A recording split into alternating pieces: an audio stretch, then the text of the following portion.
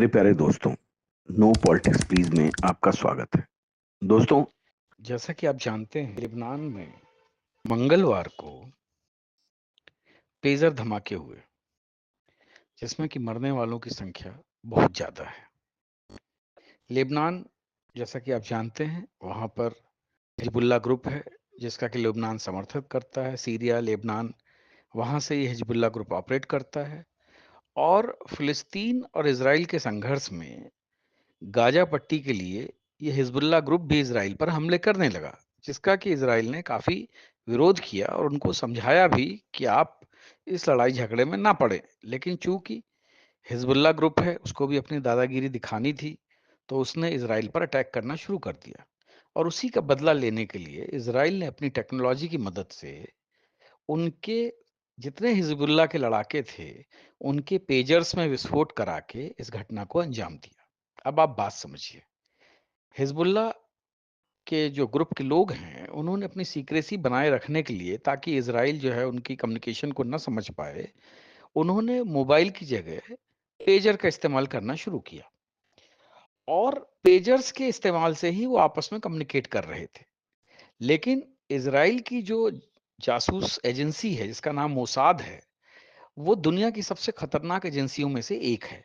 उसने इस बात का पता लगा लिया कि किस तरह से ये लोग आपस में कम्युनिकेट कर रहे हैं, और उस कम्युनिकेशन सिस्टम को बर्बाद करने के लिए और साथ ही साथ हिजबुल्लाह को सबक सिखाने के लिए उन्होंने पेजर के अंदर फिट किए या करवाए, या कुछ ऐसी टेक्नोलॉजी खोजी कि उसकी बैटरी गर्म होके और उन लोगों के साथ साथ फट गई। और इन पेजर्स की एक खासियत थी कि इसमें 4 से 5 दिन बैटरी चल जाती थी। तो मुझे ऐसा लगता है, जो ऐसा कहा जा रहा है, कि पेजर को हैक करके ये धमाके करवाए गए। हैकिंग से पेजर के लिथियम बैटरी को इतना गर्म किया गया कि वो फट गई। अमेरिकी विशेषज्ञ इस संभावना पर शक जता रहे हैं। उनके मुताबिक जिस तरह से धमाके हुए, वो डिवाइस हैक करके बैटरी को अधिक गर्म कर देने की वजह से ही हो सकता है। दूसरा ये कहा जाता है, जो पेजर थे ये हंगरी में बने थे। इसको ताइवान की कंपनी गोल्ड अपोलो ने बनाया था।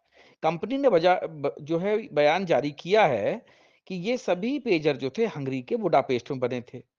एक तरीका ये भी लगा रहा कि पेजर में सप्लाई के दौरान या बनाते समय ही उसमें विस्फोटक लगा दिए गए। कुछ विशेषज्ञों का कहना है कि एक ही समय पर एक साथ जब ये पेजर में विस्फोट हुआ, तो इसका मतलब इसमें छोटे विस्फोटक लगाए गए थे, ताकि खास समय पर एक्टिवेट किए जा सकें। खैर, ये तो पेजर की कहानी थी। लेकिन अगले ही दिन walkie talkie, solar panel, car, bike, जिन जिन चीजों में बैटरियां हुआ करती हैं और जो कि कम्युनिकेशन यानी कि रेडियो कम्युनिकेशन से या ब्लूटूथ से या किसी अन्य फ्रीक्वेंसी जनित जो कम्युनिकेशन सिस्टम है उनसे कनेक्टेड होते हैं, उसमें भी जो है विस्फोट कराए गए। और धमाके के साथ में हजारों लोगों को इसमें नुकसान पहुंचा। तो अब आप समझ सकते हैं कि अब जो हमारे विश्व में युद्ध जो हो रहे हैं, वो एक नए लेवल तक पहुंच चुके हैं। और ये लेवल इतना भयंकर हो गया है कि जो आपके इलेक्ट्रॉनिक डिवाइसेस हैं, उनको बम बनाकर, हथियार बनाकर विस्फोट कराए जा रहे हैं। और दोस्तों, इजराइल की टेक्नोलॉजी दुनिया में सबसे उन्नत टेक्नोलॉजी है।